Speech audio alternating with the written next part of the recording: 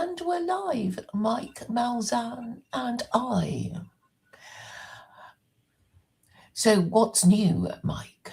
Any thoughts of since the last time we spoke? Well, I don't know. Have you heard about the Somali fraud in Minneapolis, Minnesota? Yeah, Trump was saying. Actually, I wasn't paying attention. I know he said rude things about Somalis, but that's all I know. Perhaps you'll give us a more detailed description of what happened. Sure. So they're starting to find out, like, since COVID, they think there's about $1 billion worth of fraud, and of like the 90 people arrested, 82 have been Somalis. Even CNN ran a thing. So Minnesota had help the autistic people program thing going, and it obviously filters down to a bunch of organizations. And in Hmm. 2017, they spent like 1.1 million. By 2024, it was 220 million. So apparently, every Somali kid in Minneapolis is autistic. So the Somalis have set up all these programs, and they apply for state funds, and they give it to them. And apparently, they're buying houses in Kenya and stuff. And what's really funny is, like, a week ago, my one buddy who works for Oracle, I called him about something. He's like, "Oh, I'm flying into Minneapolis right now. I'll call you back later." I texted him. I said, "Well, watch out for the Somalis." Uh-huh. And a couple of days later, when he came back, he's like, "Yeah, he took like 2 or 3 Ubers, and all his Uber drivers were Somalis." And he's like, "I normally don't talk to the Uber drivers, but these guys asked me where I was from and blah, blah, blah." Hmm. And so he talked to him. And, the one guy says, "Oh, so you're Somali? You're from Somalia?" And he says, "Well, I'm Somali, but I'm from Ethiopia." Right. Hmm. And so my buddy was married to a South African chick back in the 90s. And he has South African citizenship, and he speaks Afrikaner. Hmm. And he starts telling me these Somali guys are telling him how they have a concept which is very similar to the Afrikaner concept of, when you move up, you got to pull Afrikaners up with you. So the Somalis they're very clan-like, right? I thought you were going to say like the Jews, they stay within themselves, they help each other out. Or, you can go back to the Irish when they first immigrated to America. Yes. They moved into the police forces and, ran Chicago and things like that. Hmm. So they're very tribal, which Hmm. that's the definition of tribes, right? Or clans. Yeah. So the Somalis are all about looking out for their fellow Somalis. So the fraud has run rampant in Minnesota. Now they're starting to think there's, I guess, a decent population somewhere in Ohio. They're looking into them now. But yeah, he said, like, this guy said, when the Somalis left Somalia from the Civil War in 1990, 91, whatever, when they got into Ethiopia, they took over a whole section of Ethiopia. When Hmm. they went to, he said Tanzania. And anyway, it's interesting to see the tribalism of the immigrants, which is not unique to most immigrants. Usually settled together. You had Greek towns, you had Chinatowns, you had Hmm. Germantown. There's literally a place called Germantown in Pennsylvania. Yes. So So, so people are just annoyed that they milk the system, yes, as one would, I suppose. And also, autism is kind of a very wide spectrum, isn't it? I mean, have you ever was been accused of being autistic when people get annoyed with you? no, Okay, but I mean, I have, but then I suppose I engage more with the rough and tumble of arguing with people, and when people call you that, I think it's just saying that you're being weird and annoying, and right.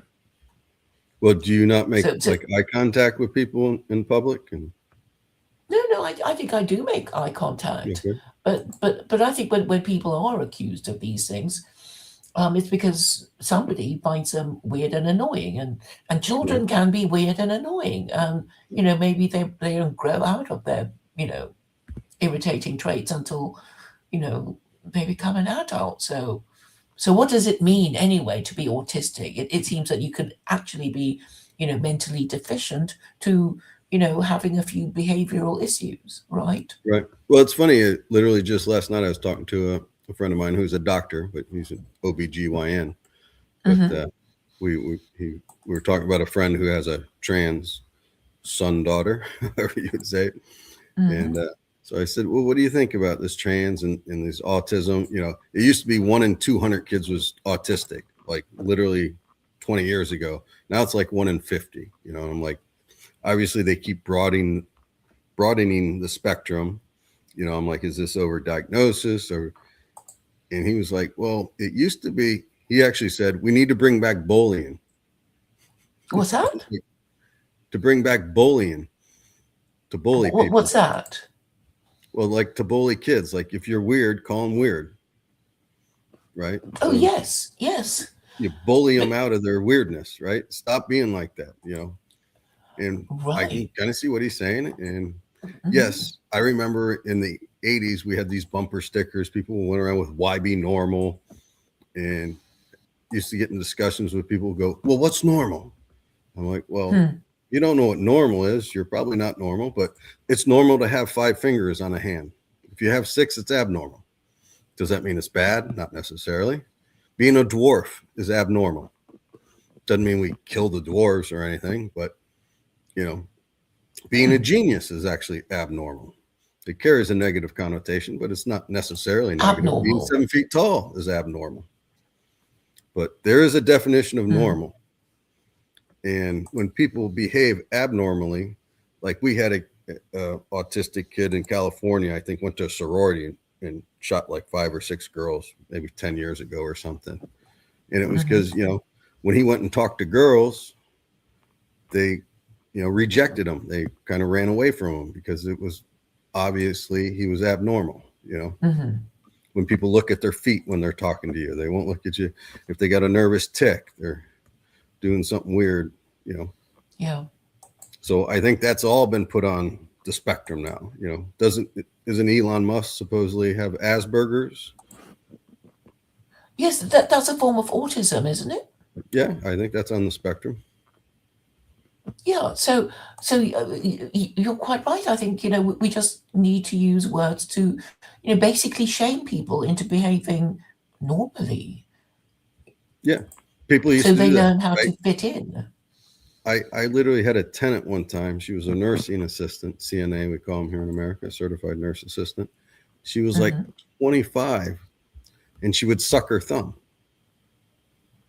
I'm like, hey, you're late. Actually, I know adults who do that, and that's the other thing. It's like, surely if you're a parent of a kid, you make sure they're not sucking their thumb by the time they go to school, or Right, you're. right. People used to do that. Stop sucking your thumb. You take away their binky when they're 8 or whatever. You're too old for that. Nowadays, it's like, oh, just let them be. They want to run around with a towel around their neck like they're a superhero till when they're in high school. Okay, it's okay. But no, you got to go back to saying that's not appropriate behavior for a person of your age.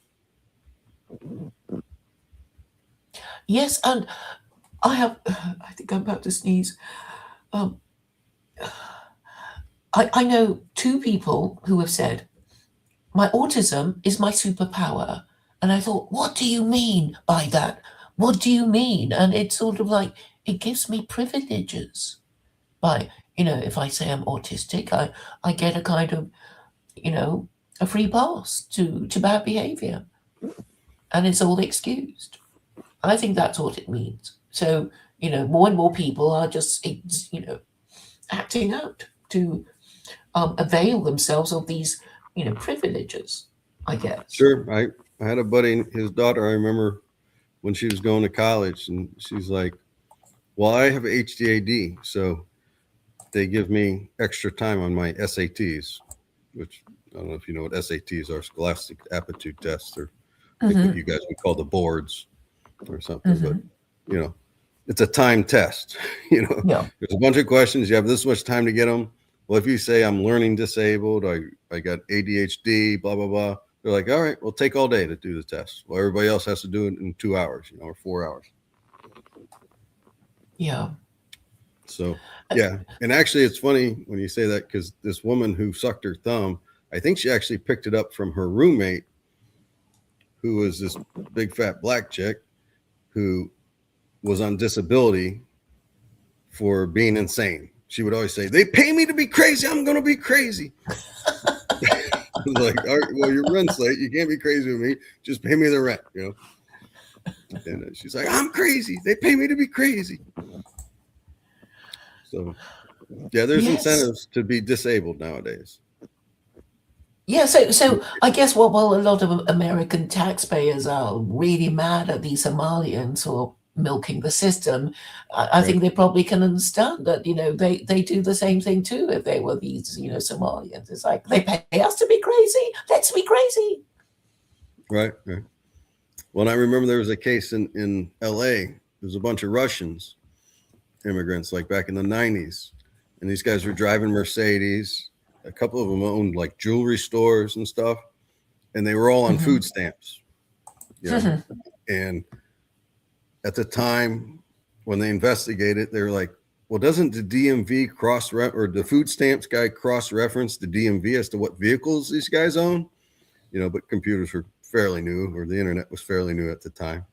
And they're like, Hmm. "No," and they're like, "Well, how many fraud investigators do you have for LA?" And they're like, "4."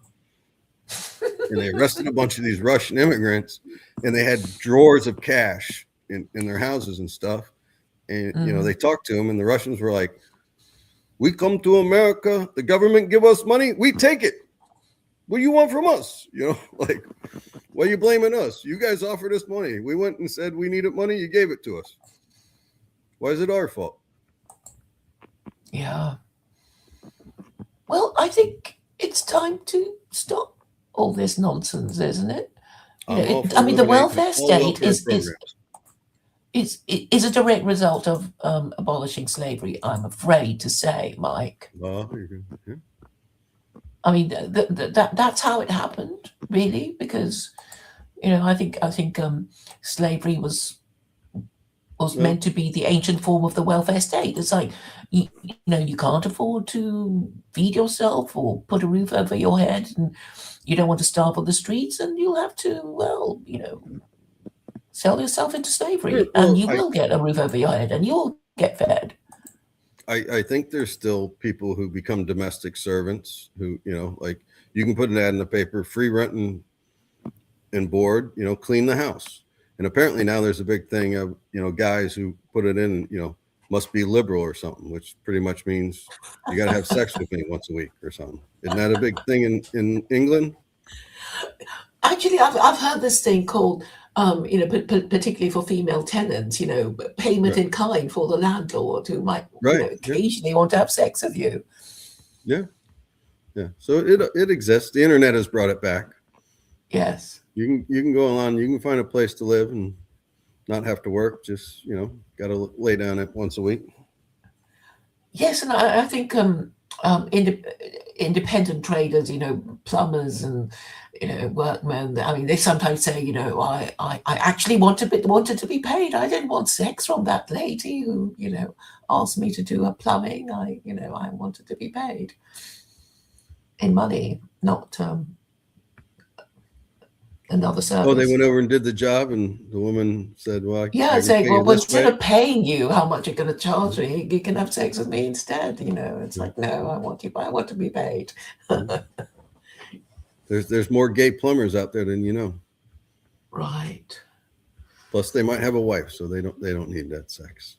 And maybe what they were putting up wasn't comparable to the wife. I forget the movie, but there's one where Annette Bening, she was like a con chick constantly, and the landlord come over and the rent's due, and she'd put some cash like on the one dresser, and she's like, "Well, it's right over there," but she'd be like lying naked in bed, and it turned out it wouldn't be enough cash anyways to cover the rent. But he always chose the in kind. Right. So what's the Would Yule tide you? about? What's the Yule Koran all about? Oh, the Koraniyule. I mean, haven't you heard of this thing before? I mean, basically, it's a ripoff of Millennial, which is the annual December season of Millennial Woes, interviewing members of the dissident right. And, No, I've never and every now and then I poach a few of his guests, because he wouldn't let me on. Because I was thinking, well, you let the other non-white guests on. Why won't you let me on? And he wouldn't let me on. I mean, am I so dangerous to the dissident right just because I propose Sharia for non-Muslims? And if they don't like the idea, couldn't they just hear me out? And then have a list of difficult questions or stuff to ask me, but they don't even do that. I just think it's so disgraceful. I mean, the least they can do is, we don't like your idea because it's crazy and stupid because A, B, and C, and D, E, and F, and all the way to Z. But most people don't. How do you guys say Z instead of Z? I don't know. That's how I learned it. We're two nations separated by a common language.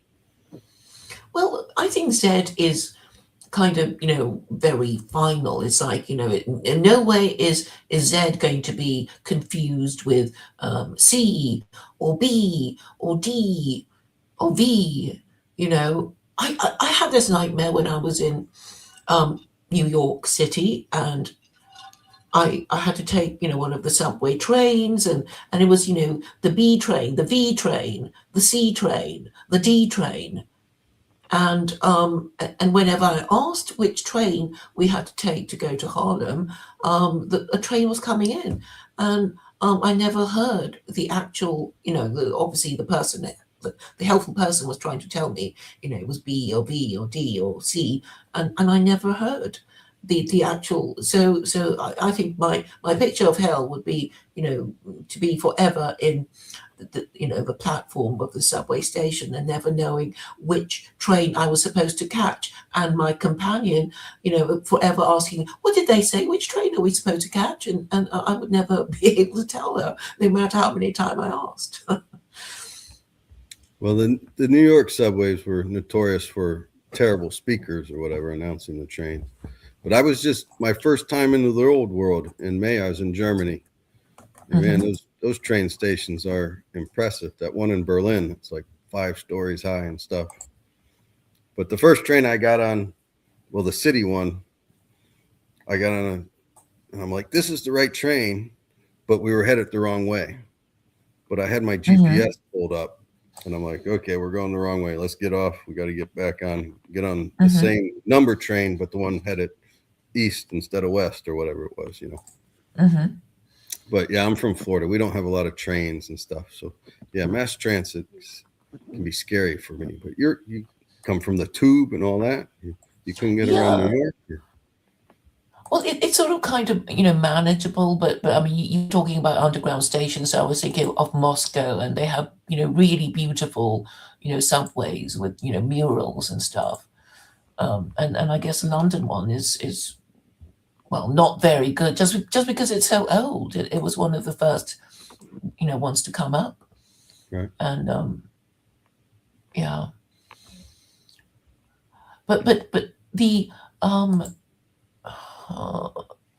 yeah, so it's the New York City subway has it goes A, B, C, D, all the way to Z, but it misses a few letters out, which is kind of impersonal. I suppose sometimes you want a nice name like the Piccadilly line, the Yeah, I'm the exact Northern opposite. line. I would hate all those names. I hate it when they name streets. I think there should be a law against naming streets. Oh, you want it to be First Avenue, Second Avenue, and that kind of thing. Yeah, because I know where Fifth Avenue is. It's right after Fourth and right before Sixth, or vice versa. I don't know where Martin Luther King Drive is, or Piccadilly Avenue, or like St. Petersburg, Florida, which I now live in Seminole, but I lived in St. Pete for many years. It's a beautiful grid. You have First Avenue or Central Avenue, and then First Avenue South to the south, First Avenue North, and it goes both ways. There's not really an east because First Street is almost on the water. So there's a few east streets, but the rest are to the west, but they don't bother calling them northwest or southwest. But it's all a nice square grid. Unless you get out to like Shore Acres where I lived in, that was dredged up land and it's not square. And the streets were named after states and cities, capital cities. And it took me a while, but I figured out they actually go in alphabetical order. It's like Alabama, Arkansas, whatever, onward. And then Helen, the capital cities, they were in actual alphabetical order, but none of it was square. But give me an address in St. Pete and I can get to it. All you got to do is know the major thoroughfares, obviously, to get from one place to another. But, Yes. Do you have a favorite city in America? New Orleans. Just because I've probably been there the most times. I was just in D.C. for the second time in my life. I was there in '87. I was just up there. It was pretty cool. Yeah. I mean, we only drove around for like half a day when we got off the plane. Then we had to go to Maryland. And then we came back before our flight out and drove around a little bit. But the Capitol was, we went into one of the Smithsonian's, the Air and Space Museum. That little part of the Capitol seemed like if you could spend a couple days there, it would be pretty impressive. Yes. Chicago, I like the architecture in Chicago. It's probably unimpressive to the Brits, but for the New World, it's pretty cool. Yes. San Francisco, I've only been to once for a couple weeks. It was kind of neat. That was like 1992. So now apparently you got to watch out for feces on the streets. Yes, it sounds terribly sad about what has happened to really, I suppose, very nice places to live. People want to live there, and I guess if you don't have a roof over your head, the weather there must be more attractive than Maine or Mississippi. Yeah. We got a ton of bums in Florida, mostly because of the weather. You could sleep outside all year round. It freezes for maybe 3 nights here. And even that, we consider it a hard freeze if it's, below 32 Fahrenheit for, 4 hours or something. It's not like you're going to freeze to death. And if I know somebody who might be going to Florida. I mean, apart from the Everglades, do you have any recommendations? Being a Floridian yourself? They're going to go to the Everglades? Well, I suppose if I went there, I'd go to the Everglades and see all the alligators and stuff. I mean, if it were me, I guess, Miami Beach, it's a beach. I did watch Miami Vice when I was younger. Okay. Two very different Floridas. The Everglades, obviously the undeveloped Florida. I guess you could take an airboat tour through the Everglades. I've never done it. You haven't? No. I've only driven through the Everglades on what used to be called Alligator Alley, which was 41, but now it's part of 75 and it's much bigger and paved over. But you used to drive through that at night with no lights and run over a few of them. Yeah, you'd run over a couple of alligators here and there. But, yeah, I've seen videos of alligators coming into people's gardens. They do that, don't they? Sure, they'll be swimming in your pool or something, depending on where you live. They like your pool. Right. Yeah, it's funny. We're opening a bear hunt up here. I think this year yet. We haven't had a bear hunt for like 15 years. Last time they opened it up, the hunters killed like 300 bears in like half a day, and they shut it down. But there's a guy called Tonch who wrote a book and was famous. He grew up in the Everglades, and in the 70s, when they made the alligator an endangered species, he testified before Congress. He's like, all right, I tell you what, you're going to be overrun with alligators in about 20 years. Mm-hmm. And he was pretty close to right. You know, like any golf course you go on, it's going to have an alligator in their ponds and stuff. And Do you ever get those when in I was your a kid, I garden? almost picked up an alligator's tail. I thought it was a tire. We were out snake hunting, Right. but no, I live in a pretty populated area. Not a whole lot of alligators here, but if you go into the Everglades, yeah, you'll be running over them in your airboats, pretty much. It's one of those. I remember a program with those the boats with the propellers, these enormous propellers at the Yeah, back. That's the airboat you're thinking of, or yeah, it's a different yeah. kind of Got a huge vehicle. prop on the back. The guy sits in front of it. You're kind of just on a big flat sled thing. Yes, yes. You just cruise right over the top of the water. Ah, uh-huh. Yeah, the prop behind you is probably 7, 8 feet high. Just pushes you forward. It's just a big fan. Mm-hmm. And so yeah, they have tours like that. The guy's sitting up high driving with the throttle. There's no brakes, obviously. You just kind of got to throw it in reverse. They come skidding in sideways, and then they put about, I don't know, 8, maybe 10 people up in the front paying tourists. Mm-hmm. You just head out. It's called the River of Grass. Just head out. You know, some of it's only a foot deep, so Mm, you just skim across the top. yes. You watched a part of the stream before this with Stephen J. James. I was under the impression that you had a few things to say about what one of the guests might have said. Well, I could have said things about both of them. I was just wondering, you know, Elliot was like he wouldn't get in a self-driving car and stuff. So You would, though, wouldn't you? I would. Have Probably you not been? anytime soon. I'd let them work the kinks out, but Mm-hmm. certainly in 20 years, yeah. I mean, planes can fly themselves. We've been able to fly stuff and do self-driving cars for years.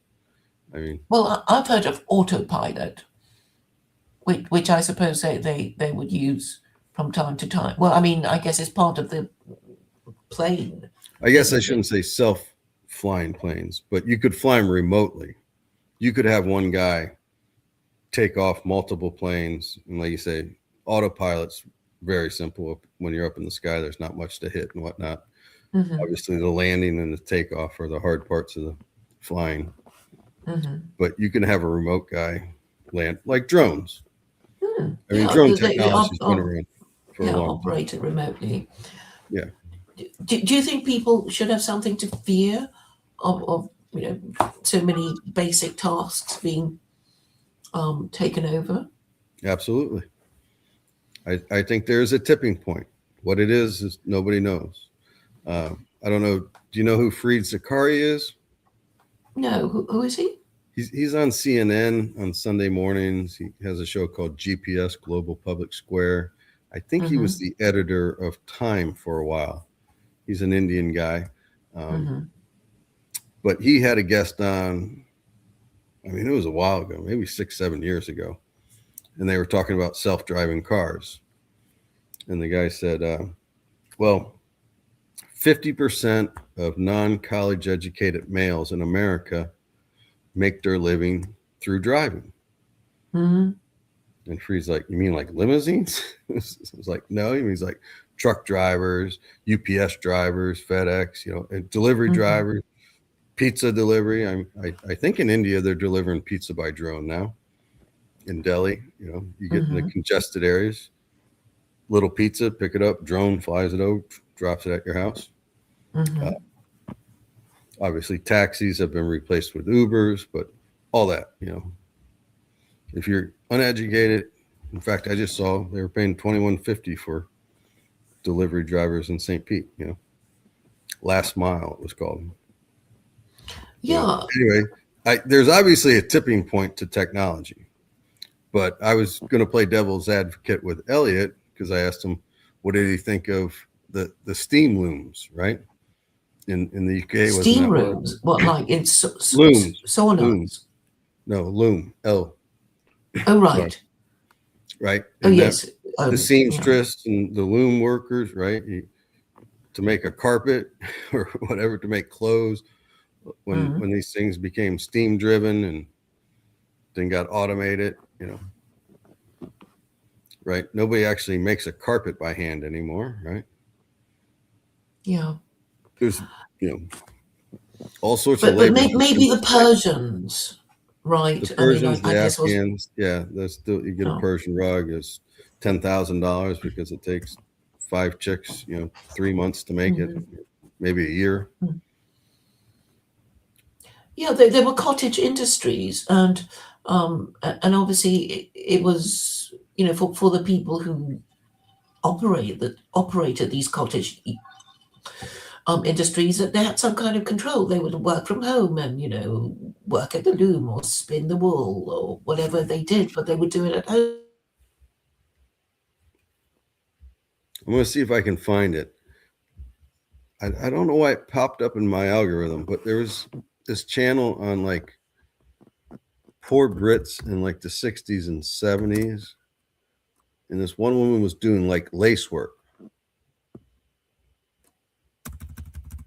And the guy's talking to her about how much she gets paid to do this lace work in the 70s. It was kind of funny.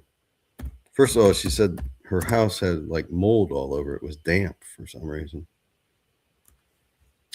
But Sorry about that. I no, did. I was thrown out. but yeah, there's all sorts of. There used to be cottage industries where Mm. women used to take in other people's laundry. Yes, Yeah. or bake things to sell, or I guess do mending and that kind of thing, which is Right. perfectly possible for them to do still. So I don't think it's the end of the world if women are no longer in the workplace, because they could run lots of businesses from home. And Okay. yes, Stephen asked, "What is my 5 favorite things about Claire?" I'm not sure I have 5. well, I'll say she's 5, well, honest. at least 5. I appreciate that she's straightforward and honest, though I Oh, disagree with thank you. 99% of what she says. Oh, and her voice. Oh, thank She's got that sexy. Oh, she just. Oh. you. We'll make So that number one over the honesty part. mhm, thank you. So have you been watching any of my Koraniyules? No, I've seen them pop up. I'm usually like an hour late to being live on Right. them, and I haven't watched any of them post Well, live. I interviewed E. Michael Jones. I'm quite proud of that one. Okay. So I perhaps love you that E. watch it. Michael Jones guy, that You Catholic never heard of nationalist. him? Only from you. I've watched him on your thing. I've All seen him pop right. up now in my algorithm on a couple other things. Yes. Well, Was he on well, Tucker, or were you guys just talking about trying to get him on Tucker? I can't remember. well. I was thinking it's unfair that Nick Fuentes got on Tucker when there was this boomer anti-Semite who wasn't invited. Perhaps it's just a matter of time, and Tucker will you know invite him. Um, but I think part of the problem may be it's just a sort of looks thing. It's like we live in this shallow culture of you know youth and beauty, and if we're over a certain age, nobody wants to look at us anymore, and are and it doesn't matter how wise and eloquent we are, nobody wants to look at us, which I think is a little Hmm. sad considering we have, so much knowledge and wisdom to impart. That is sad, but I don't know if it's true. I don't know. Did you see the thing on Keanu Reeves' wife? No, no, what about her? She's apparently not very good looking. And Oh, right. they were like asking him about her and stuff. And he's like, "What are you talking about?" But if you pull up a picture of her, yeah, she looks like she's 20 years older than him. I'm not Hmm. sure if she is or she just doesn't dye her hair, and he does. Hmm. Uh, but not everybody's infatuated with physical beauty. I always say the guy who says beauty only runs skin deep was wrong. I would say Mhm. true beauty is deeper than skin. Pretty runs skin deep. Hmm. I got to work on that quote. Maybe I should Yes, get a book of yes, quotes. refine it a little bit, perhaps. Yeah. Oh, we're flying the Millennial Falcon now? Well, I'm just trying to get the circle things to be the right size, and I can't seem to do it. But I've got this sort of paid for StreamYard package, and I guess I'm just trying to make it, make the most of it while Yeah, my yeah. subscription lasts. If you paid for it, you get it to work the way you want. Yeah, but I I guess want it to be circles. maybe that's not the Millennium Falcon. I think we're underwater. Mm, That's not the Titan sub that imploded looking for the Titanic. mm. Well, perhaps this is the most seasonal. Oh, but you can't see it because, I mean, there's a Christmas tree and a fire, but we're too big now, and I can't quite adjust it. Um, right. Yes, that's a thing. There's Mm. a funky staircase with no handrails, which is very bad. I know. Yes, it's not for not for the elderly. No, this is function by Okay. definition here. Death for beauty right there. Mm. And what's with the skylight thing? Yes, it looks like some kind of disco, but there's a tree in the background, and I'm Oh, that's a tree. I thought those were like rocks holding up the staircase. But I can see, yeah, okay. It's like, yeah, what tree are it's you me. talking about? But yeah, I see it. It's half under the staircase. Mm. Well, you could only do two items of how wonderful I am. I'm very disappointed, Mike. Well, I've never met you personally. I mean, I only know you're uh, a nut Mm. with your book. So, that. Well, you And did finish it in the end, didn't you? I did. I did. I finally finished your 88 pages or whatever it was. Yes. So it's not even a big book that you might struggle through, No. but But I'm not a voracious reader. So I'm a more visual learner. I yes. like to read, articles that, take 5 minutes or less. Well, I hardly read these days. But then I think I do read quite a lot online, but maybe not such interesting things. I'm very glad I did all my reading before I got my phone. I've never read much. Do you guys have Cliff's Notes? Oh yes, Okay, yeah, that's what I read when I was in honors English and we had to do a book report every week. One, you let the nerds do a couple and then just pass them around, but you do Cliff Notes. I never did finish Lord of the Flies. Everybody's, oh, you'll like this one, Lord of the Flies. Frankenstein. A separate piece, Scarlet Letter, all those things. Was there an American novel that you enjoyed? I can't bear Mark Twain. I know he's supposed to be so wonderful, but I can't bear anything in dialect, and there was so much, dialect and weird spelling in it. So Much Huck Finn or The yeah. Adventures of Huck Finn. They did a book So report on it, but yeah. I didn't read it. Yes, when I was doing my A-level English literature, there were all these books, and I hated most of them, so I didn't do very well. Mark Twain's a But national treasure. How dare you blaspheme him? You don't like I his think opinions? I think they want us to talk politics. We're Well, maybe straying off the um, by talking about um, funky American cities and where to go in Florida. Has there been an Okay, I influx see. of people coming to Florida because of Trump or something like that? I seem to get the idea that Jews like to come to Florida. Well, have always the New York Jews have it's famously always retired in Miami. So if your friend Hmm. comes, you probably find a big Jewish population. Of course, there's a Cubans. Hmm. South Beach is like the pop area. Hmm. Um, you go north of that, you hit West Palm and Fort Lauderdale and stuff. It's a very rich area. Fort Lauderdale There's is no like the fort in Fort Lauderdale, is there? what's that? There's no fort in Fort Lauderdale. I not that I've ever seen. I've only been there a few times. That used to be the big break area back in the '80s, but then they drove all the spring breakers out. But I've only been there a few times, and I gotta imagine Mm. there's some sort of fort there. There's a fort in Fort DeSoto here. It's not much of a fort, but Yes, I suppose New, there'd be quite primitive little things that made of wood and that would have rotted away by now. I guess you didn't have to have big, I don't know, stone fortresses because there were only Indians who maybe could be kept away with the yeah, a fortresses, lot of our forts were. just wooden, right?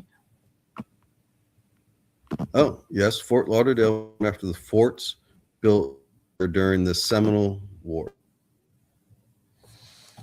but the original forts are gone. So we fought wars against the Seminole Indians. Hmm. They're actually considered the only tribe never to surrender, never to To have officially never surrender. surrendered, you say?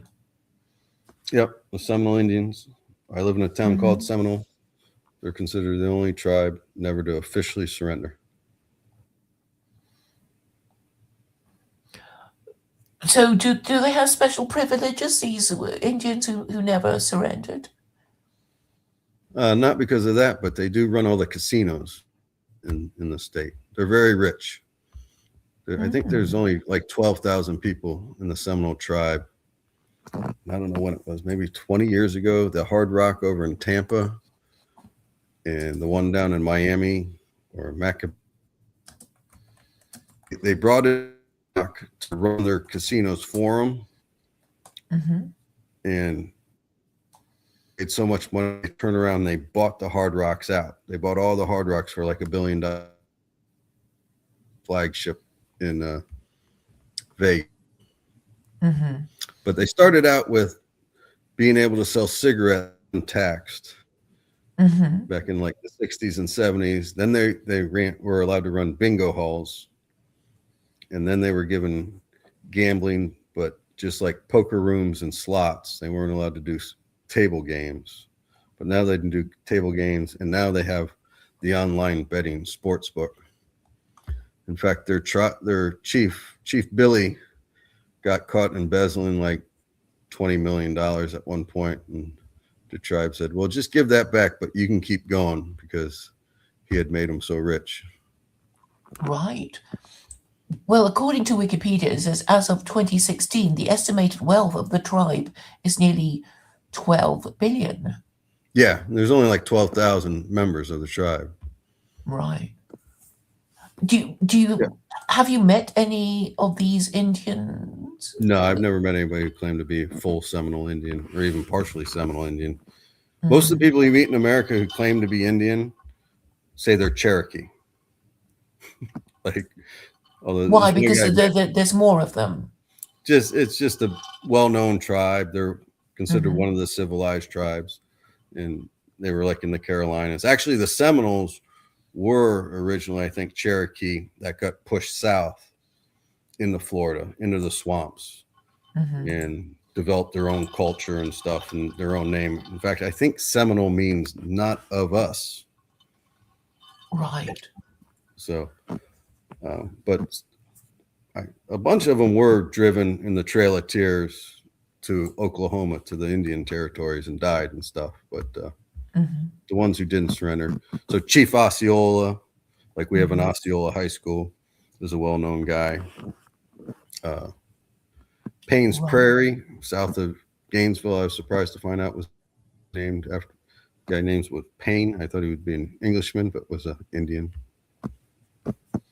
Right. So there are 300,000 Cherokees, and there are 5 civilized tribes. Oh, and 5 civilized. Right. Did Elizabeth Warren claim to be Cherokee or any of the 5 civilized tribes? Right. Like I said, anytime a white person says they're an Indian, you say what? And they say Cherokee. And you got to laugh at them. There's And this the one kid others I are knew. what? Chickasaw, Choctaw, Choctaw. Muskogee, and the Seminoles. Seminoles.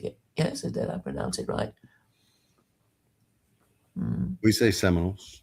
Seminoles, right? Okay. Right. That's Florida State's mascot, the Seminoles. Mm-hmm.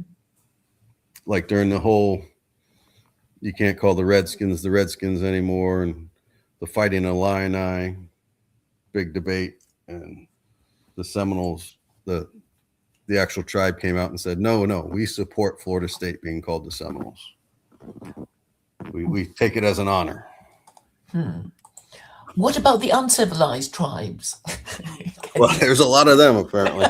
There's only 5 civilized tribes. I think there's like 246 recognized tribes in America.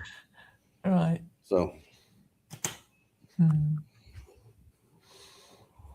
Well, I think all this sort of stuff about, racism, I think it's a sinister move to, make people fight each other about, what to call each other, and then accuse them of saying the wrong word and therefore being racist, and they'll never be able to clear their names, and now they're probably thinking of new ways of dividing us and getting us offended about some word that we didn't use properly or something. But I think it's deliberate. I mean, they could just say, no, just be grown up and sticks and stones, and get over yourselves, and but they don't. They actually create new ways of making people argue with each other in order to seek status. Like, oh, you used the wrong word, therefore you're racist, therefore I'm better than you, and that kind of thing. Yeah, it's become a strange new world here with political correctness, and I think I'll be liberal enough to say I think much of it was well intended and whatnot, but it just became its own beast and got out of control. It's quite bizarre that, like you said, sticks and stones. That's what I was raised on. You come home crying, somebody called me this, and mom would say, hey, sticks and stones may break your bones, but names will never hurt me. Don't give them the power to offend you. Offense cannot be given, it can only be taken. Yes. But then it becomes a kind of unofficial measure of status. And there is this kind of, what's a word? Not stereotype, but that talking about a disabled black lesbian. It's like they all the categories are ticked, and therefore such a person deserves our sympathy and all the benefits that the welfare state might give to them, that kind of thing. But putting I guess white married men at the bottom of the heap, really. Because it's funny that even liberal Hollywood plays on it. I don't know if you ever watched like Modern Family, where there's the gay couple and they're trying to get their adopted Vietnamese girl into the exclusive school. Oh, right. What's this called? Sorry, what? It's called Modern Family. Okay. It's a sitcom. Right. You never seen Modern Family? Nope. Nope, I haven't. I don't Sofia watch much Vergara, TV. or whatever. You know who Sofia Vergara is? Large-breasted Colombian or Mexican. Right. Well, I actually don't watch any TV. Oh, okay. Which I suppose is good. There's one episode where the 2 gay guys are trying to get their adopted Vietnamese child into, the exclusive preschool. and they show up, and there's only one spot left, and then they come Mm-hmm. out, and two lesbians are coming in, and one of them's in a wheelchair. So they're like, Mm-hmm. "Oh no, two gay guys lose out to two lesbians, one who's disabled." Like, oh, we can't win now. So then, so the one guy starts acting like he's a Native American. Me, big chief. Like, I got to be a Native American or something. Ooh, yes, we find white men. So it's pretty funny, but it's even funnier because the producers and stuff are liberal Californians, and even they see the absurdity of this box checking identity politics that we've gotten into.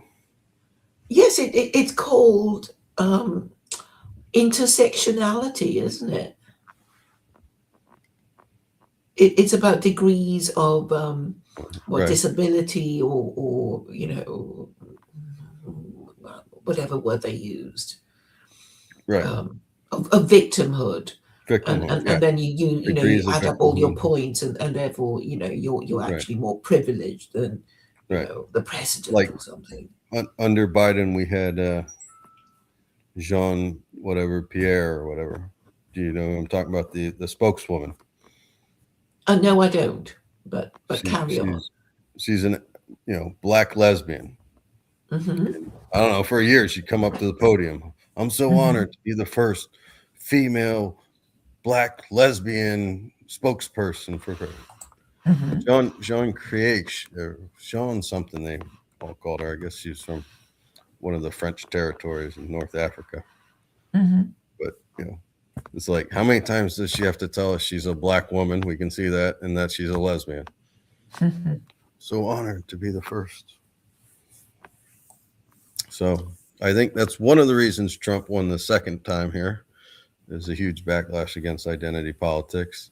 I don't know if you saw, if people want to talk politics, the DNC, the Democratic National Committee, has now said they're not putting out their autopsy of why they lost the last election. Why? Because it's so obvious. Well, it seems obvious, but also I guess because the autopsy will say what is obvious. That Hmm. one, Kamala Harris was a terrible candidate. Two, you pushed too many identity politics. Three, the economy sucked. Inflation was too high. You know, Hmm. all the things all the pundits, certainly on the right, would tell you, and most on the left, some of them would still say, well, America's just not, ready for a female president. There's, misogyny, racism, obviously. They can't say we're not ready for a black president because Hmm. Obama, or at least a half black president, and she was only half black too. Hmm. She's half, Hmm. maybe we're not ready for an Indian president, but Or a Muslim one. Well, I suppose it cannot be Mamdani unless they change the requirement for American presidents to be born in America. that's always been the requirement. Yeah. What did you think of Mamdani? I don't think he'll do anywhere near what he says, and if he does, I think New York will go Republican for the next 20 years. I mean, New York's already. It's funny. So you're probably old enough to remember like Taxi Driver, and when people talked about New York as the apple in decay. I don't know if you ever saw Deuces on HBO around 40. No, I didn't, but I have heard of HBO. Okay, I mean, I have watched stuff on HBO. The Sopranos. Well, right, The HBO. Sopranos. That's Hmm. HBO. But 42nd Street was just hookers and heroin addicts and all that stuff, like through the 80s and into the 90s. And then Giuliani got in there and he did his broken windows policing, and he cleaned Hmm. up New York. Hmm. And everybody thought that was awesome, unbelievable. And then 9/11 happened. He was America's mayor. He stood tall on 9/11, blah, blah, blah. And then I guess he was termed out. And the New Yorkers went back to putting Democrats in there. And you had Blasio and Sarah Adams. I forget who was before him or now. And now they Hmm. went back to, let the guy shoot up heroin on the street. Who cares? He's not hurting Hmm. anybody. Leave the graffiti on and everything. Yeah, it's not hurting anything. And so now it's back to being the apple in decay, and if Madami comes in and does rent control and free buses, you're just going to get bums living on the bus.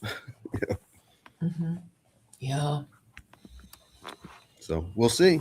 I don't, like I said, I don't think he'll implement anywhere near what he ran on, which almost nobody does anyways. But I think if he What starts, what turned New York Democrat? You said it was Giuliani who um, was there for quite a few years, and then it all flipped to Democrat again. Was it well, you're thinking 9/11? Was that what made it go Democrat? no. It's always been Democratic. I mean, you had Dinkins in the 90s, Koch, Mayor Koch, the guy who was on Mm-hmm. People's Court before that. I think, going back to Boss Tweed, maybe. I mean, New York's almost always been Democrat, but Giuliani somehow got in there and won and literally turned the whole city around. I'm going to say it had gotten so bad that even the liberals were like, well, let's give this Republican hard on crime guy a chance. Mm-hmm. And sure enough, he went in and busted out everything. I mean, he did stop and frisk, which may have been unconstitutional. He did a bunch of stuff, but really cleaned the streets up. And then they went, oh, yeah, everything's great, but we're Democrats. So they voted for a Democrat. I mean, that's what I'm thinking. I don't know why they got away from the Republicans after Giuliani. You think they would It say, well, just that worked reverted well? back to the Yeah. Democrats. Yeah, they just reverted back. And right, and you think New York is, in terms of its demographics, more likely to be Democrat than Republican? Is it just because it's got lots of working class people, and that would just make it Democrat? Um, as naturally as night follows day. Is that what you meant when you said New York has always been Democrat? Yeah, I mean, I think it's a nation, it's a city of immigrants. As the wealthier people get wealthy, they move out. They move to Connecticut. Famously, even David Mm-hmm. Letterman, a very liberal guy, lived in Mm-hmm. Connecticut. Mm-hmm. Drove into the city. Mm-hmm. So you you always just had the Democrats kind of ruled. There's a lot of working class. There's a lot of super rich, obviously, in Park Avenue. The East Side. Mm-hmm. Moving on up to the East Side. So I just Googled like mayors. So Mm-hmm. LaGuardia, who the airport's named after, Mm-hmm. 34 to 94. I think he was a Democrat. It doesn't give their parties, but then a bunch of guys you never heard of. So Koch was 78 to 89. Dinkins was 90 to 93. So Giuliani won in 94. Oh, that was the election when I remember Clinton came out and said, well, some people just, because Dinkins was a black guy. So he's like, some people just won't vote for a person of another race. And all sorts of people came out and you looked at the numbers, 95% of blacks voted for Dinkins and still like 40% of whites voted for him or more or whatever. And it's like, well, the white guys voted for the black guys, but none of the black guys voted for the white guy. And then Bloomberg came in, and Bloomberg was a fairly conservative Democrat. Like maybe he created stop and frisk, or at least continued it. And then Blasio came in, and he's far left pot smoking liberal. Apparently, he spent more time smoking pot and going to the gym than he did running the city. And then Eric Adams is the current guy who's an ex-cop, but liberal and couldn't run as a Democrat. That's what Mm-hmm. happened. Dami beat him in the primary as a Democrat. So he had to go to independent. And then Cuomo, the former governor, son of a former governor, ran as an independent as well. So their vote kind of got split. I think at the very end, Adams dropped out like a couple days before the race was over. And then you had that guy who formed the Guardian Angels, Silva, was running as the Republican. But we'll see what Have we Mondami can do. It'll be interesting. Well, he's a good-looking guy, isn't he? He is, He's and he's charismatic, and he's pretty good off the cuff and says what he wants and talks. He's got his points and he sticks to them. And he's and he I seems to like get on with Trump. I saw the body he, language when they were together. yeah they met and Trump is so freaking bizarre. It's crazy. Oh no, I think it'd be a good mayor. So like, what are you talking about? So I guess we'll see. I don't know how you make things more affordable in New York. There's only so much space. If you don't build more dwellings, rent's going to stay high. Well, it seemed like the rich Jews and the poor Jews were divided, and obviously there were more poor Jews than there were rich Jews, so the Jews voted for somebody who was giving them all kinds of free stuff. Hmm. Um, I didn't know there were many poor Jews left in New York. I mean, they came in as tailors and lived in Brooklyn and Queens well, Heights. the ultra Orthodox are not wealthy, are they? Just because they spend, well, they're not businessmen, or they study their Torah too much to run businesses properly or something.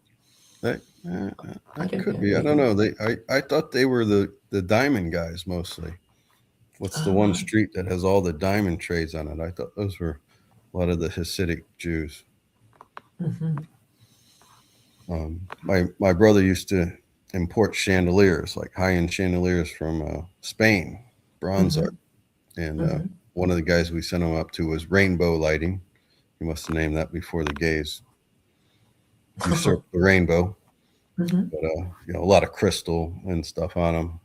Hmm. And we always had to make sure don't ship it. We tell the shipper don't try to deliver it on Friday afternoon. Hmm. Yeah. So, would you say that it's natural for people who lived in the city to move to the suburbs? Isn't it a natural thing, a kind of aspirational thing to do? It's funny. I think the richer ones do. I think the whole thing is about having kids. And then you Hmm. move to the suburbs. I mean, obviously, there's a ton of public schools in New York City. Like they don't name them. They're called PS1 through whatever public school. Like there's so many they don't bother to name those. Hmm. But I think the wealthier people, yeah, don't want to send their kids to a school that's in the middle of the city that has a tiny little playground on it that's 5 stories high or something. I mean, I've never been to one. I assume they're just Hmm. big block office buildings with a bunch of kids in them. Right. And I was thinking of E. Michael Jones and how he was talking about how people. I don't know if you know what he was saying, but he seemed to be saying there were all these Irish and Catholics living in the ghetto, basically, and then they were kind of moved out by the wave of blacks who kind of made things unpleasant for them, and so the Irish moved to um, the suburbs, and he was saying this destroyed their way of life. And I suppose put like that, you think something really bad was done, but I would imagine if you live in a low rent neighborhood, the natural aspiration would be to move out of it once you have children, and then the next lot of immigrants will move in to replace you. And in the East End of London, there'd be waves of immigrants. The Jews were there, the Irish were there, and now the Muslims are there, and the I guess more prosperous of them would move to other parts of the country. But it used to be the working class, the white working class, who would move to parts of Essex once they started doing better in life.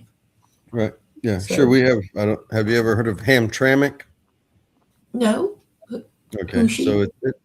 it's a town in Michigan, outside of Detroit. Hmm.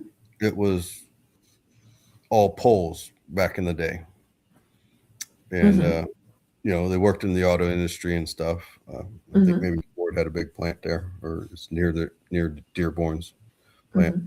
But now it's all like Bangladeshis. So it Mm-hmm.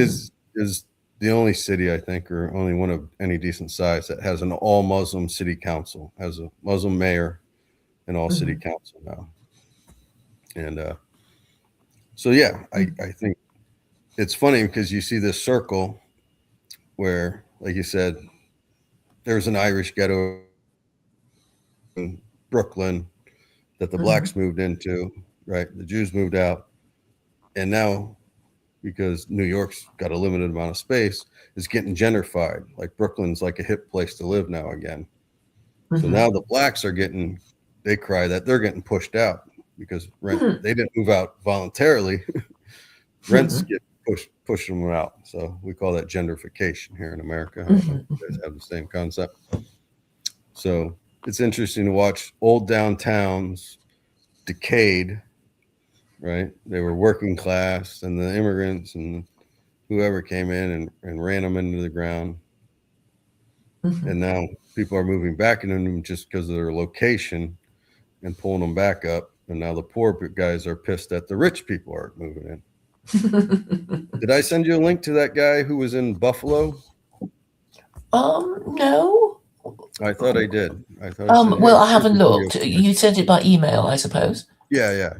It was a while Okay, ago, probably a week or I'm more ago. going to. Yeah. So it's this place in Yes, Buffalo it is. where the Muslims have Where moved what? in and Oh, yes. driven the blacks out Mm-hmm. and, taking the drugs off the street and the crackheads and the whores and all that. Hmm. Well, I can't see it. You can't. If you sent it to me by email, it hasn't arrived. Then it's not getting there. Maybe it's in your spam. It was a while ago. So Oh, right, right. Oh, I was looking. I thought you just sent it in the last few minutes. no, it was over a week ago. Mm-hmm. Yes, and there's some city in Texas where the Muslims have kind of got their own compound or something, their own neighborhood and stuff. Epic City. That's the one. That's the one. Yes. Yeah, that's Yasser Gotti. You know who Hmm. Yasser Gotti is? Yes, he's the Muslim spokesman for the Salafists. Is that right? Well, I don't know. Mohammed Hijab and him were in a bit of a tiff, and then they got together, and then maybe they weren't. And blah, blah. Mm-hmm. He is the head of the American Fiqh Council. Mm-hmm. Um, he's a Pakistani. He's got a degree in some sort of engineering, whatever. But he is the head of the East Plano Islamic Center. So that's where you get Epic from. So Mm-hmm. East Plano's out in Texas is Panhandle, excuse me. Yeah. So, anyways, yeah, they're I don't know if they bought all the land or they're selling plots. They're trying to buy a bunch of land north of Texas and create what they're calling Epic City. And so, of course, some bloggers got a hold of it and they're like, "Oh, they're bringing Sharia to America, blah blah blah," and they can't bring Sharia to America. It's not legal. But Abbott, the governor of Texas, jumped on it and said, "Yeah, we're not going to allow this." And they haven't even gotten permits to build anything yet. So it's all in the early stages, but they claim they're selling lots pretty quickly. I Mm-hmm. think it's maybe 1,000 square acres. So nothing Well, too huge. But yeah. Well, I would argue that the First Amendment is Sharia. That's what I would argue. yeah, that's why you're crazy. But it's true. Chapter 2, verse 256 does support the First Amendment. No, no, What do you mean, no, no? Yes, no, yes. no. You could argue it supports freedom of religion, which is part of the First Amendment. Yeah, and it's the only scripture in the whole wide world that supports the First Amendment. You don't find it in Hinduism or Buddhism. You certainly don't find it in Christianity or Judaism. So there you are. How about give unto Caesar what is Caesar's? Does that not support secular law? Sorry, what was it? What did you say? Render under Caesar what is Caesar's. Well, yes. So the state just says pay your taxes and obey the law of the land, and you won't be fined and you won't be, punished in any way. I suppose it's fair enough if it's fair enough. But when Europeans were Christian, they had to follow the religion of their king, didn't they? I mean, that was the whole point of it. That was why, people got burnt at the stake for, denying the divinity of Jesus in Europe when they took their religion seriously.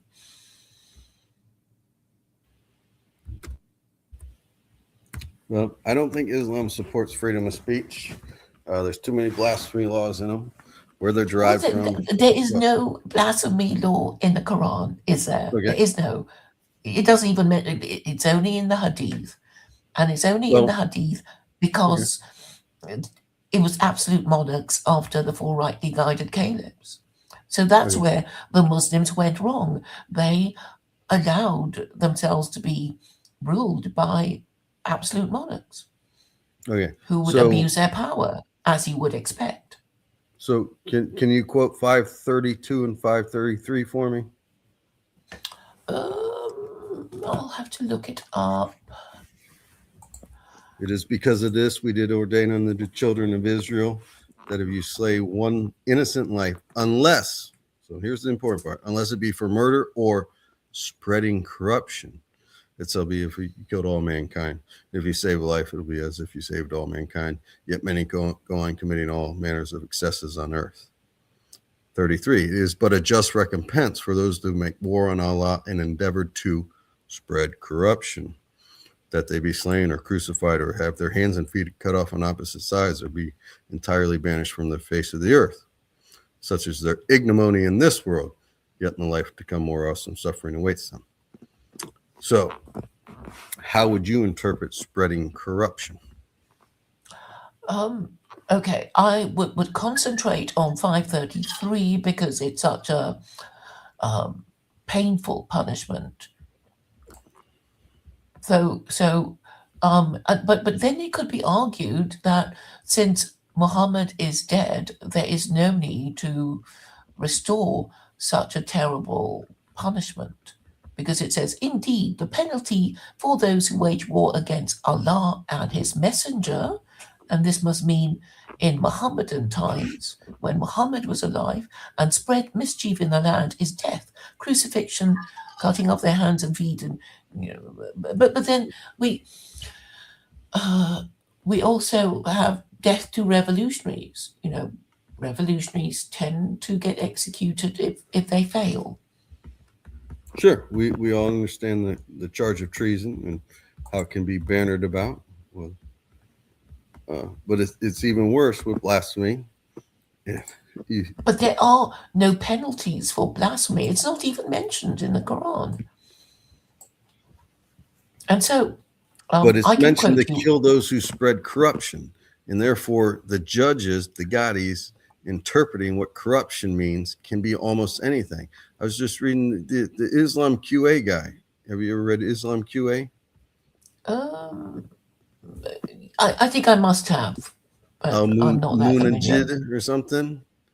He made a statement like destroy any buildings, kill animals or people, anything that could lead among, So like the court building has a frieze of 18, I think, ancient lawgivers, right? Mm-hmm. And like one of them is Muhammad. One of them is Muhammad. Mm-hmm. The Muslims said we got to remove that. Well, ignore them. Well, luckily in 1994, Rehnquist did. Who knows what would happen now? Although I think John Roberts would as well. But have you heard of the Hamline University case of the art history professor? It rings a bell, but please Okay. remind us. So she's an art history professor. In her syllabus, she says, on this day, I'm going to show a painting of Muhammad or a couple paintings of Muhammad, right? Hmm. If you're going to be offended, because there's a ton of Somalis, this is in Minneapolis, pretty much Hamline, maybe Okay. across the river in St. Paul. But anyway, Hmm. don't come to class. And then in the class, she said, okay, I'm going to show these paintings. If you want to leave, feel free to do so. So this one Somali 24-year-old girl doesn't leave and then goes out, starts crying. She's never been so offended, blah, blah, blah. They get Hmm. CARE, Council of American Islamic Relations. They come in, they hold like an hour-long press conference calling this Islamophobia, blah, blah, blah. So they fire the woman, right? Like, how is this not Sharia?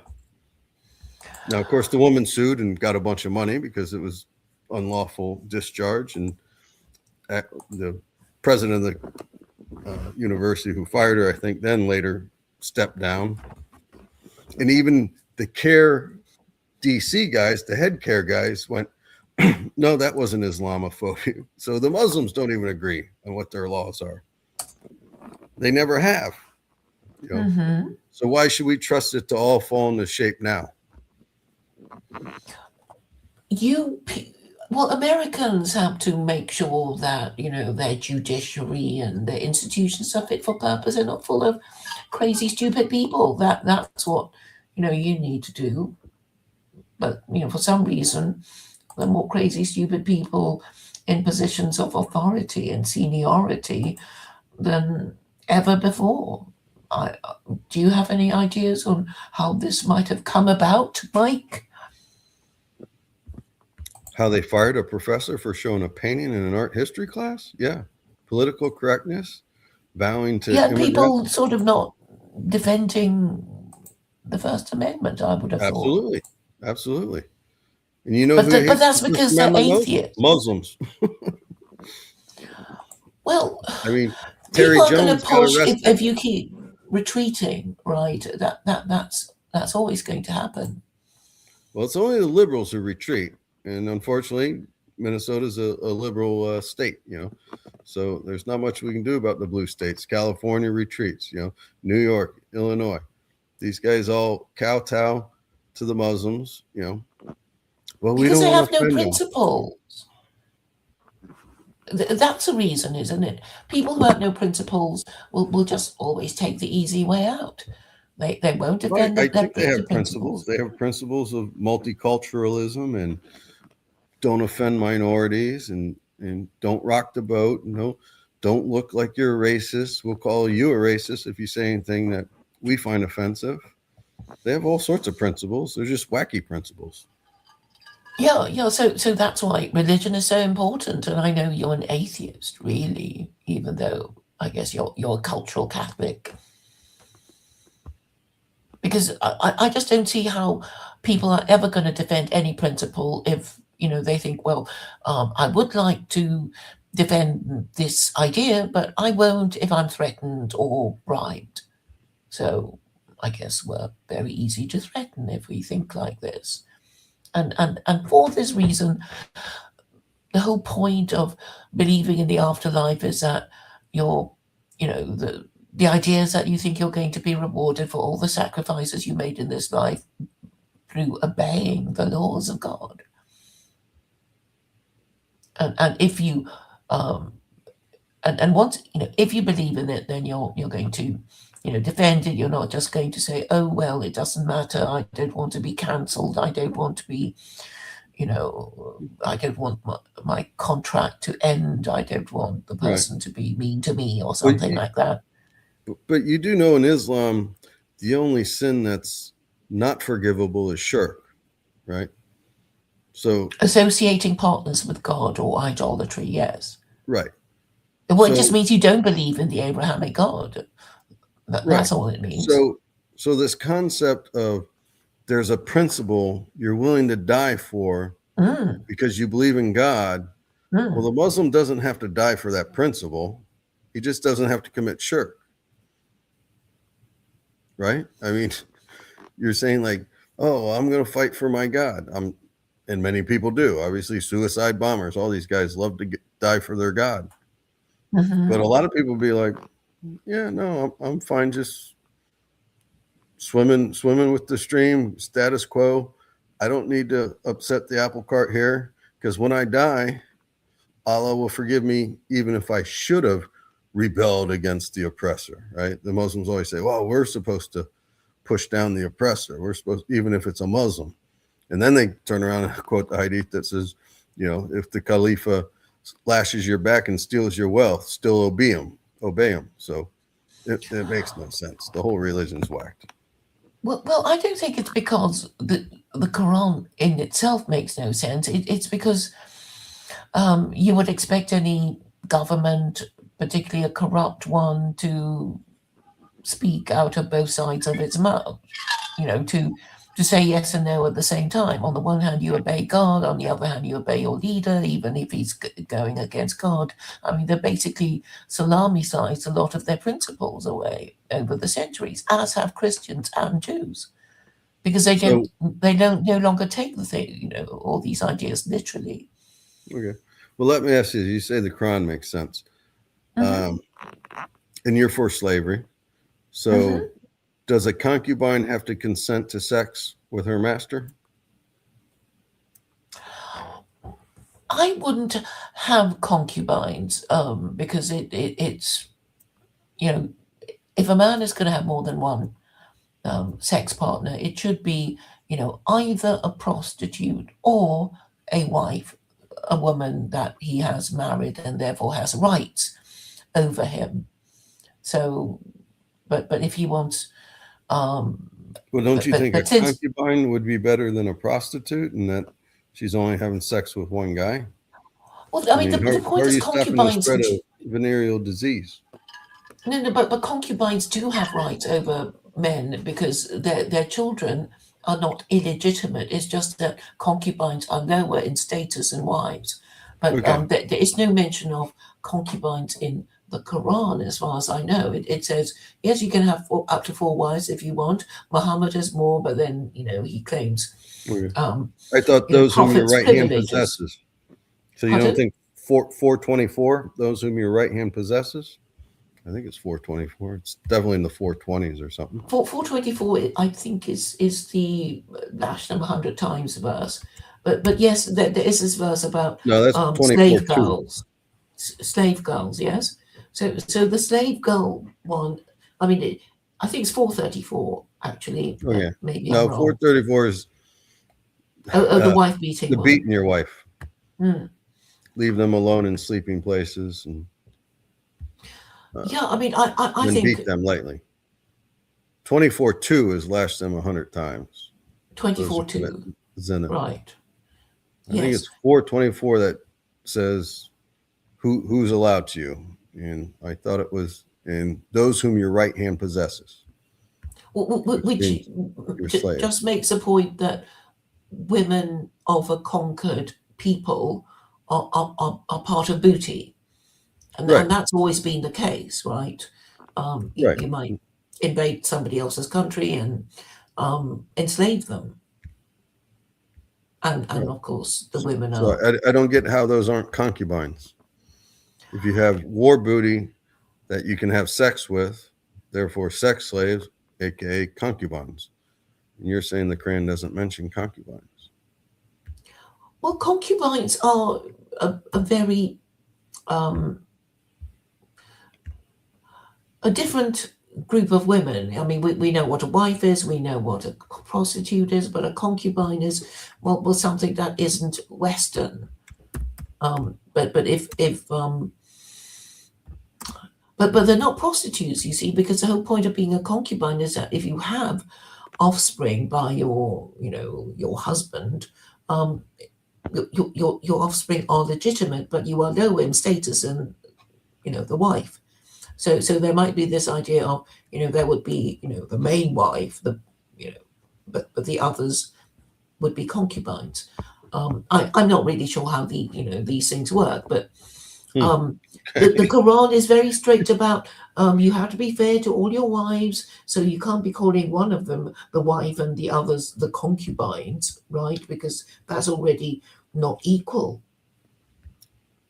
All right. Well, now I'm So I thoroughly think it's confused. un-Islamic to have concubines. But with regard to the booty, the slave girls that you could marry, I guess you can have sex with your slave girls if they become prostitutes, and then you can put them in your brothel and have sex with them and pay them the going rate, which will go towards their manumission, or you can actually marry them, and that would be a different arrangement. That is what I propose anyway. I'm sure there will be people who won't quite agree with this, but that would be the two arrangements for your slave girls to the conquering Mike. Okay. Well, now I'm really confused because now you're like, I don't know how all this really works. I mentioned concubines. And you Well, said I'm saying I will not accept the concept of concubine, so I'm not going to deal with it because if well, you it's in make the it, Quran. which which verse? 424. 424. 424. Okay, I will have a look at that. But there've been different translations, I think, of 424. I'll go to Quran Corpus, which has 7 translations. Go with I'm right at 424. Okay. So it says, and also prohibited to you are all married women except those your right hand possesses. This is the decree of Allah upon you, and lawful to you are all others beyond these, provided that you seek them in marriage with gifts from your property, desiring charity, not unlawful sexual intercourse. So, for whatever you enjoy of marriage from them, give them their due compensation as an obligation, and there is no blame upon you for what you mutually agree to beyond the obligation. Indeed, Allah is ever knowing and wise. And then this is the Sahih International Translation. We can read Right. the Pickthall translation. Good. So, just the first part, those whom your right hand possesses, what does that mean to you? I'm about to read you the Pickthall interpretation of it. So he says, and all married women are forbidden unto you, save those captives whom your right hand possesses. And this must mean slave girls. Sure. So those are concubines. Those are war booty concubines. Right? No, because okay, with these women that you've conquered, you can either marry them or they can work for you if they want to work for you as prostitutes in your licensed brothel. Yes, you can have sex with them, but you have to pay them the going rate, and that will go towards their manumission. And all slaves under Islam have a right to manumission. Okay, so you have the exact opposite interpretation of every Muslim I've ever come across. I know. They all go ape when I say licensed brothels would. Yeah, when you prostitute them out, I mean, and whoever he is within the amplest means married, believing women, blah, blah. It's somewhere right in this that says, and do not prostitute them. That's well, actually, the whole point. That's why they love concubinage. They say, well, that's better than making them, fend for themselves as prostitutes who have to have sex with a bunch of men. They get to live in this guy's house, and he gets to have sex with her whenever he wants. Well, okay, in this 7. Okay, I'm looking at Quran Corpus, and there's 7 translations, and none of them mention concubine. So they've obviously decided it's not. They Islamic. don't use the word concubine because they say war booty women. You're allowed to have sexual, right? The forbidden you have to are the marry mothers and them. your daughters, right? So the preceding verse 423, forbidden to you are your mothers and your daughters and your sisters and your paternal aunts, and they go on about don't have incest, although they don't kick out the first cousin. And then they say, and all married women except those whom your right hand possesses, right? So forbidden you are married women except those whom your right hand possesses, which even implies that if you've taken a woman as war booty and she still has a husband, and the other Then tribe you're not do allowed fraud. to. Yeah, you're not allowed to have sex with her. So No, or marry her. no, But no. chapter 4, oh no, sorry, this okay, I'm looking at this one. Chapter 24, verse 1 says, and this is about slaves, um, but let them who find not the means for marriage abstain from sexual relations until Allah enriches them from his bounty. And those who seek a contract for eventual emancipation from among whom your right hand possesses, then make a contract with them if you know there is within them goodness, and give them the wealth of Allah which He has given you. And do not compel your slave girls to prostitution if There they you go. desire chastity, to seek thereby the temporary interests of worldly life. And I'm interpreting it to say that if you do not compel your slave girls, and if your slave girls are prepared to work as prostitutes in your licensed brothels, then it's okay. But of Okay. course, you mustn't force them. Okay. Yeah, So that's an interesting interpretation. I get it. Compel means to force or yeah, yeah. I talk mean, them into, you can put it but to you the can say, slave. hey, if you want to go make some extra money on the street, go for it. No, Now, does you he? can't let them walk the streets because then they'll just run away. That's why you have to have licensed brothels to, give them a safe working environment, and so and stop them from running away, because of course if you let them out, they're going to run away. So you're from Malaysia. Did you go to Thailand a lot? I've been there a few times. Yes, I mean, yes, they have prostitution there. Yeah. So can't you just go in and like buy a girl for the night or something? I remember I had a buddy in the Navy. We got back in the 90s. He's like, oh man, you can just go in. They'll just give you a girl, and if she runs away, tell the cops. They'll go find her for you and bring her back. I don't know about that, but Well, that was the as a 90s. tour, They might not do it anymore. right?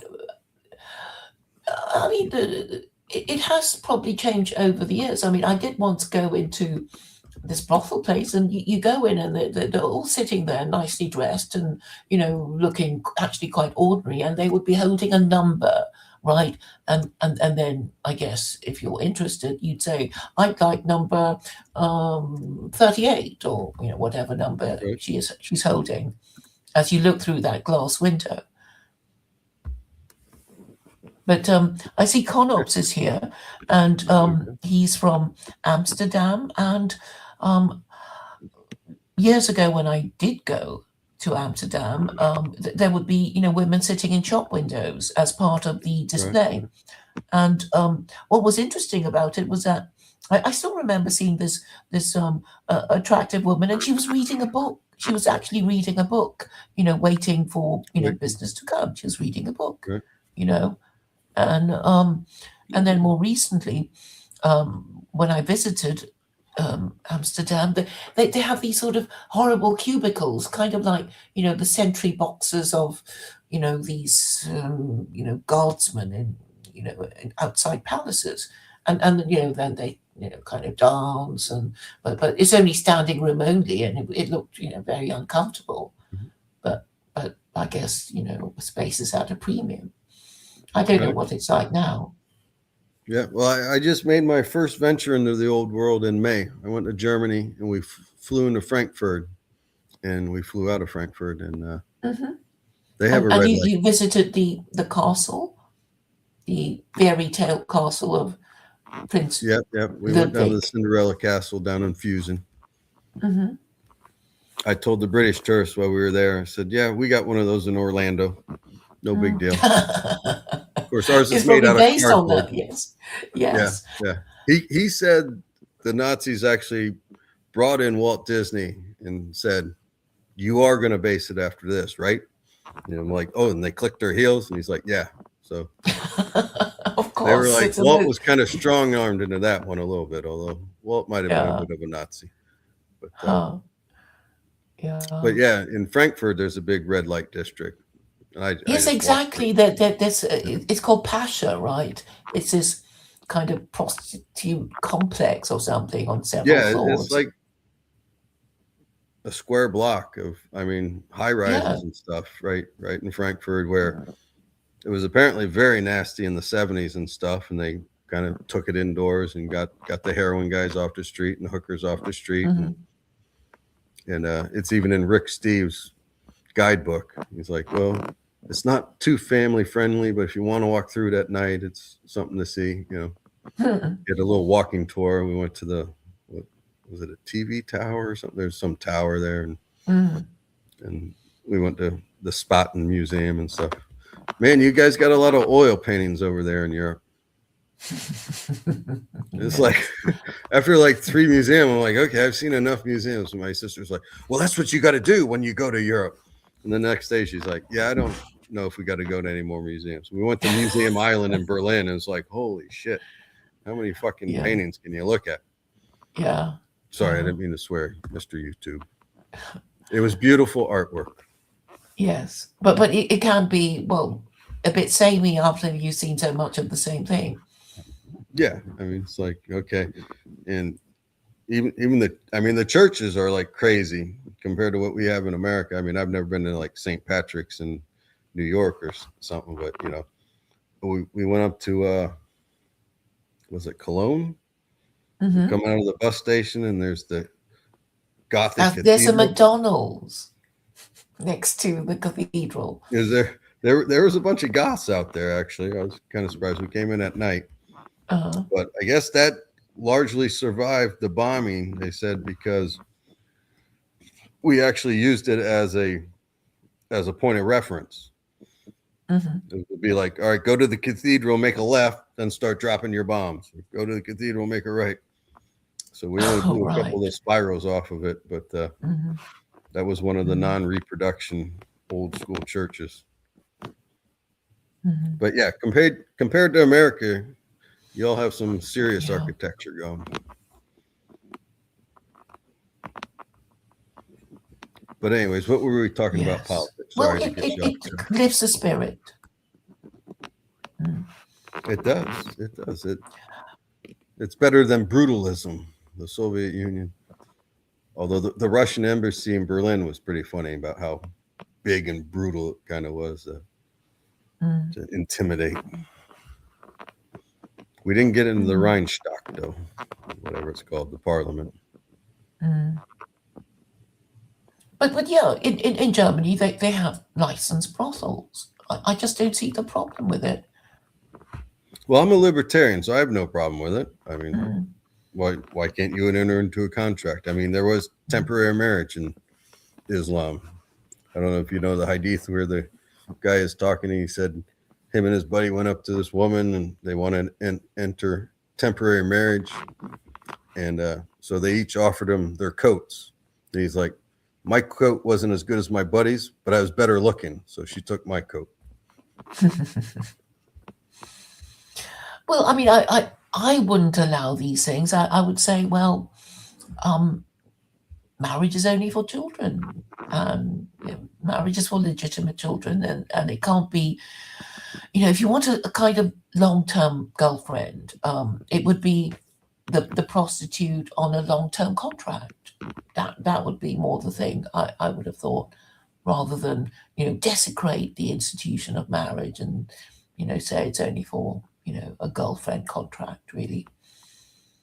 So yeah, I've never had a prostitute, but I always thought I would at least do a weekend deal.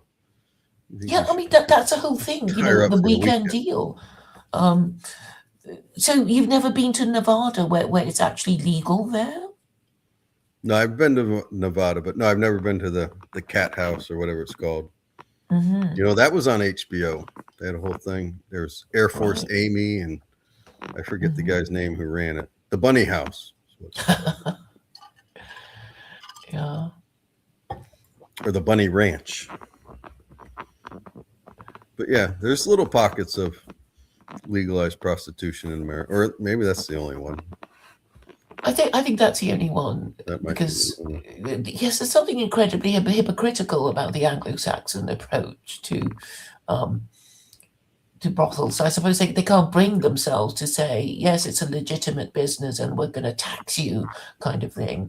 Well, the Continentals are, perhaps more honest about these things. Yeah.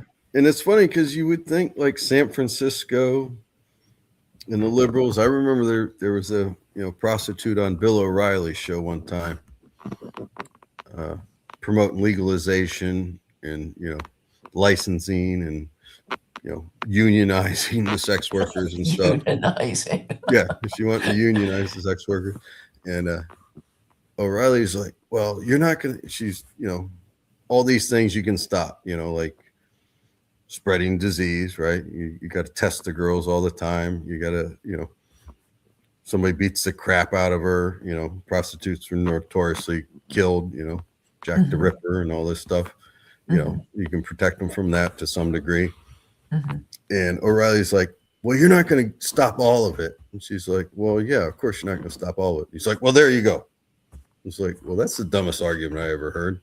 If you could stop 90% of a particular cancer with a cure, would you say, well, we can't implement it because you're not going to stop all of it? Of course not.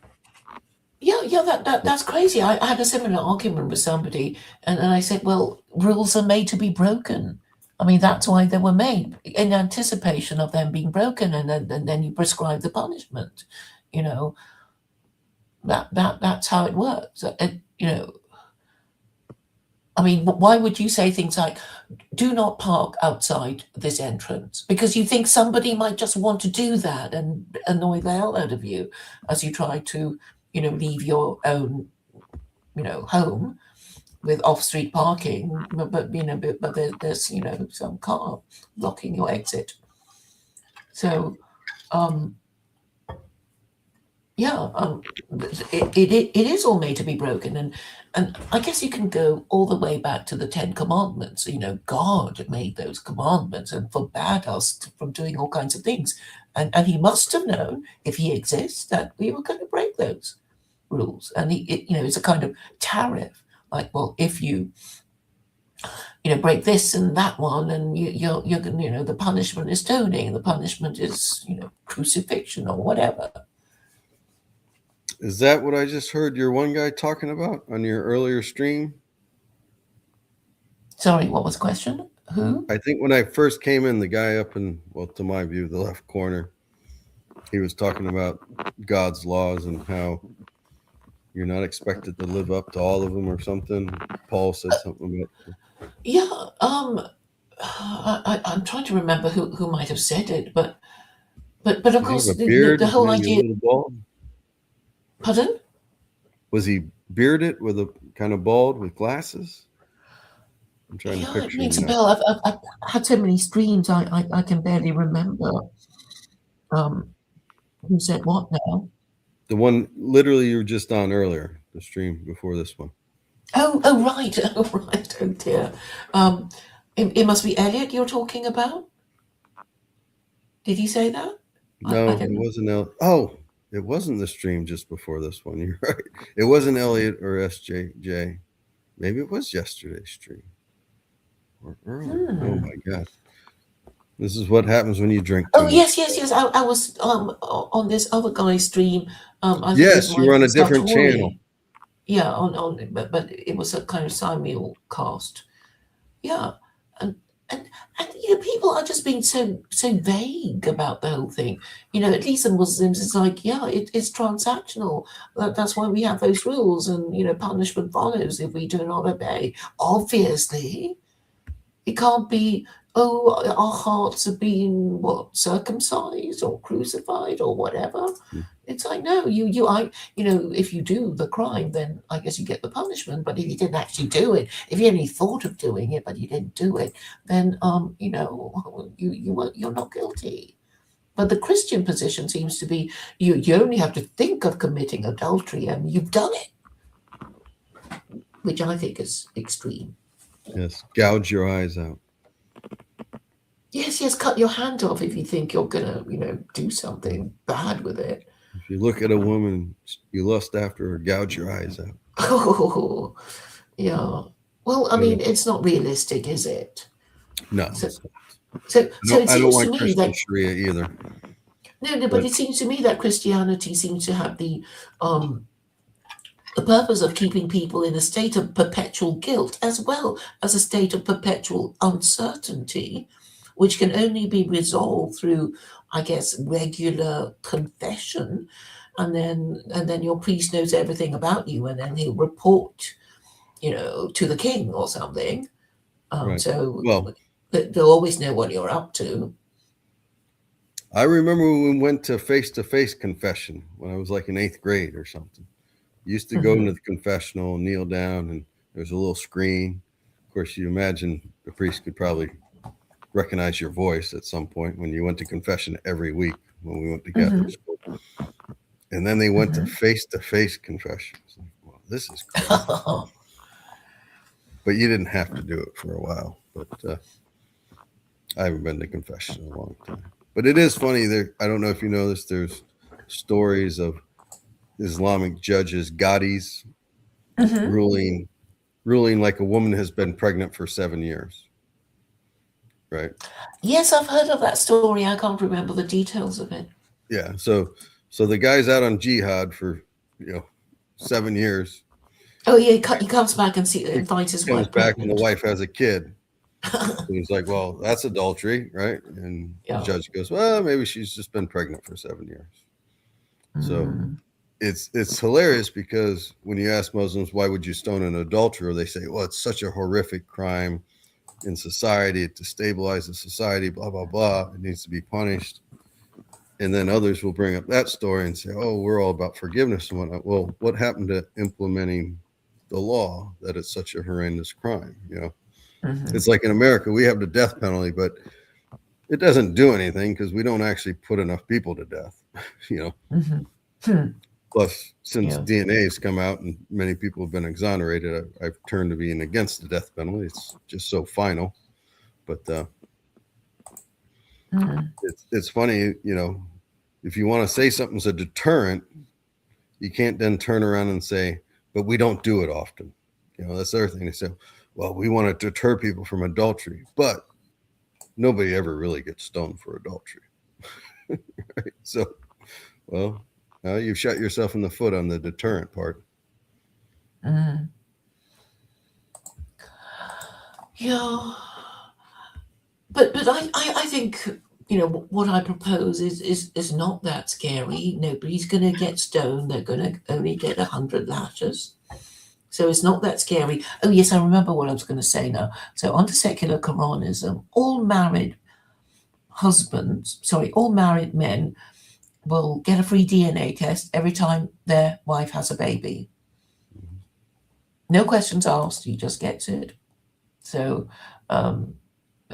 that should allay the most basic fear of married men, I suppose.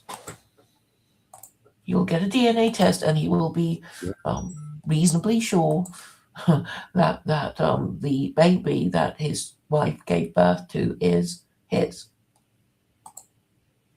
So will everybody's DNA be on file? And if somebody else's wife gives birth to a baby that's not the husband, you'll know it was the neighbors? Yeah. So nobody will even think of cheating, right? I mean, that's another reason to support secular Koranism. I know you don't want to marry anyone, but I think any man who is still thinking of becoming a married father might find this proposal attractive. Okay. Well, first, let me tell you this little story. When you say nobody will even think about cheating because they'll be caught, obviously, right? I had an uncle who was a bail bondsman and up in Chicago.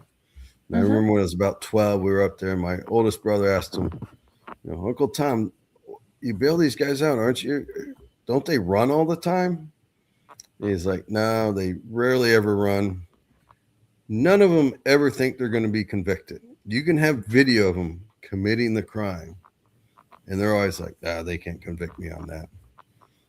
So this idea, I mean, obviously, most people don't commit crimes because they're worried they might get caught and stuff.